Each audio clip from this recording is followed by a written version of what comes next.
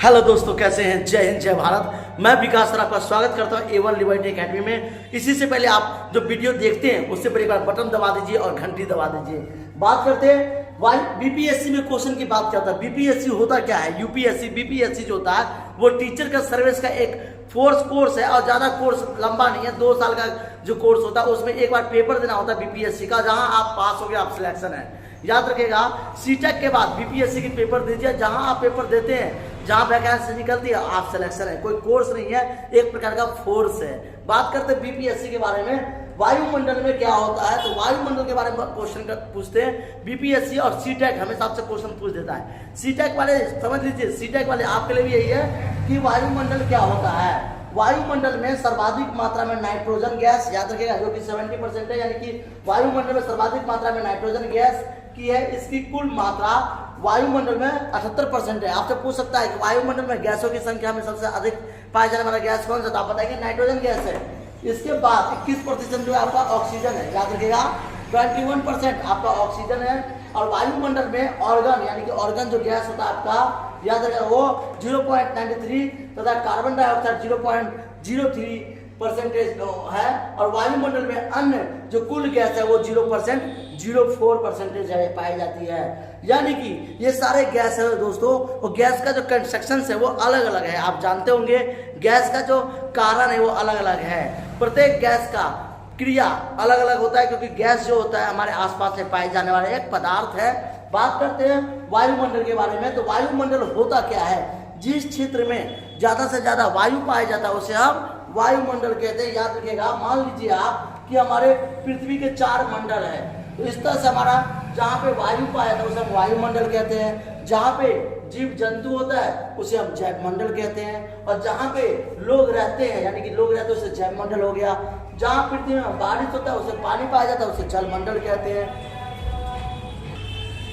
इस तरह से जहाँ जल पाया जाता है उसे जल मंडल कहते हैं। और जहाँ गैस पाया जाता है उसे हम कहते हैं वायुमंडल, यानी कि क्षोभ मंडल कहते हैं। बादल जहाँ बनता है। तो वायुमंडल में कितने प्रकार के कौन कौन से गैस है? याद रखिएगा, वायुमंडल कितने प्रकार के हैं? वायुमंडल में 5 प्रकार है। क्षोभ मंडल, याद रखिएगा, समताप मंडल, मध्य मंडल तथा तापमान मंडल, यानी कि ताप मंडल।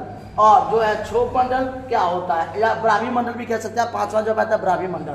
तो दोस्तों क्वेश्चन पूछा जाता है कि क्षोभ मंडल क्या होता है। ये क्वेश्चन कई बार आया, क्षोभ मंडल क्या है? क्षोभ मंडल वायुमंडल की सबसे अधिक निचली परत है। इसकी ऊंचाई ध्रुव पर सबसे कम तथा विषुवत ध्रुव पर सबसे अधिक होती है। यहीं से वर्षा का बादल बनता है। जी हाँ, बादल बनने के लिए हमारा वर्षा लेवल क्या है, जो मात्रा जहाँ जीव जंतु रहता है, पानी का वायुमंडल बन गया और बादल यहाँ पे आकर के बन जाता है। जहाँ से पानी हमारा जाता है, पानी उड़ता है हवा बन करके, वो गैस एक प्रकार का बना लेता है, अपना कवच कर लेता है एरिया से। और ये जा करके 2 सागर से या तो ग्लेशियर से किसी भी चीज के वॉइड से टकरा जाता है। हेलो दोस्तों, बात करते हैं क्वेश्चन के बारे में। तो हम जानते हैं कि सताप मंडल किसे कहते हैं, यानी कि समताप मंडल किसे कहते हैं? समताप मंडल, जिसे टेम्परेचर मंडल कहते हैं हम, समताप मंडल होता है। समताप मंडल जो होता है वो क्षोभ मंडल तथा मध्य मंडल के बीच में स्थित है। इसमें किसी भी प्रकार का मौसमी परिवर्तन नहीं होता है तथा इसका तापमान हमेशा एक समान रहता है, यानी कि एक समान हवाई जहाज इसी मंडल में उड़ता है। अगर आपसे पूछा जाता है क्वेश्चन घुमा के कि हवाई जहाज किस मंडल में घूमते, तो समताप मंडल में। याद रखिएगा, हवाई जहाज किस मंडल में उड़ते हैं, तो आप बताएंगे समताप मंडल में।